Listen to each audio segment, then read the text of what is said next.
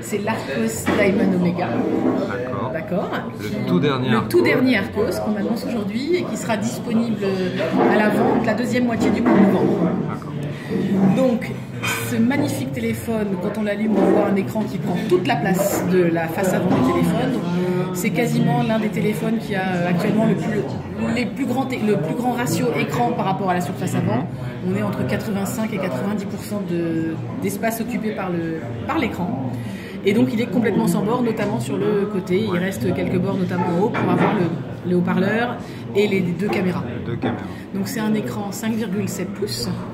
Full HD+, donc en fait c'est une résolution de 2040 par 1080.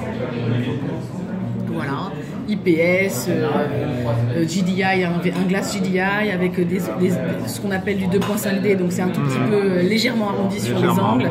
Voilà, et là vous voyez justement les effets de bord d'angle qui sont un petit truc un peu sympa de du UI. À l'intérieur, on a un processeur Snapdragon 835 qui est l'un des processeurs les plus puissants actuellement du marché. Le plus puissant du marché. 8 Go de RAM. 8 Go de RAM. 128 Go. Impressionnant. 128 Go de flash. Donc il est dans les configurations les plus hautes également du marché en termes de RAM et de ROM. Alors, en termes de caméras, on a 4 caméras. On en a 2 à l'avant et on en a 2 à l'arrière. Donc on va commencer par les caméras arrière. Donc à l'arrière, on a également un dual flash, un flash de ton, donc une lumière blanche, une lumière jaune pour faire un petit peu plus naturel quand on prend une photo. Et donc les deux capteurs, c'est deux capteurs couleur. Il y en a un de 12 mégapixels, l'autre de 23. Et en fait, la combinaison des deux processeurs permet de remplacer un zoom optique. C'est-à-dire qu'on prend la photo avec le capteur 12 mégas et le capteur 23 prend une photo également. Donc si vous zoomez dans la photo, en fait, vous avez comme si vous aviez fait un zoom optique et pas un zoom numérique, donc il n'y a pas de perte de grain. D'accord. Donc en fait, ça fait une qualité de zoom détail très importante. Un fingerprint également à l'arrière.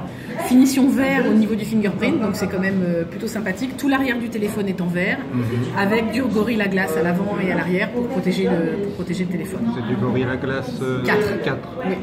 Alors comme connecteur USB-C qui permet une charge rapide, donc on a la charge Quick Charge 3 de Qualcomm. Donc avec le chargeur qui va bien, parce qu'il faut non seulement ce qu'il y a à l'intérieur du téléphone, mais il faut un chargeur suffisamment puissant. Et donc ça permet grosso modo en 5 minutes de recharger pour 5 heures de veille. Donc grosso modo c'est une charge super rapide. Et maintenant les caméras à l'avant. Donc on a deux caméras de 5 mégapixels chacune avec un grand angle de 81 degrés. Et donc ça permet donc d'avoir des selfies grand angle. Et également comme on en a deux, d'avoir un effet de profondeur et de faire des effets bokeh plus naturels. Et comme on sait tous les effets bokeh c'est hyper à la mode en ce moment, tout le monde veut se. Et on peut les faire aussi sur la caméra principale? Bien sûr, il y a caméra arrière, il n'y a pas de problème. Ce qui est sympa également quand on parle des appareils photo, donc c'est un partenariat avec Nubia. Donc c'est un téléphone qui fonctionne sur Android 7.1 avec une légère surcouche Nubia, donc la Nubia 5.1, la UI de 5.1. Et le gros point fort, c'est l'appli photo, où en fait on a donc un mode pro où on peut faire ses propres réglages. Et on a pas mal de fonctionnalités qui sont disponibles nativement sur l'appareil. Donc moi je vous dis personnellement celle que je trouve le plus sympa, après c'est pas voilà. Donc moi j'aime bien la fonction clone. Donc en fait on peut cloner une personne 3 ou 4 fois dans la même photo, il suffit de rester stable, faire bouger la personne et à la fin vous avez 3 fois la personne dans la photo, c'est assez sympa. Vous pouvez filmer au ralenti, donc mouvement ralenti, donc vous filmez par exemple un enfant en train de courir et d'un coup vous passez en mode ralenti, il va se mettre à ralentir. Vous pouvez faire des super belles macros, des beaux panoramas. Vous avez de l'obturation lente, donc si vous voulez par exemple filmer une chute d'eau pour avoir un effet un peu sympa, et ben vous posez sur un pied, vous avez ça. Trajectoire lumineuse, si vous voulez dans la nuit écrire quelque chose. Et également, on peut faire des vidéos en 4K. Voilà. Une batterie à l'intérieur de 3100 mAh, donc qui assure une autonomie largement une journée.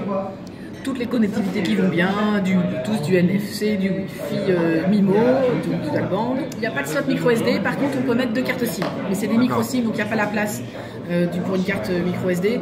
Comme on a 128 Go, on s'est dit que normalement... C'est pas une hybride non, parce qu'en fait c'est trop petit. D'accord. Voilà.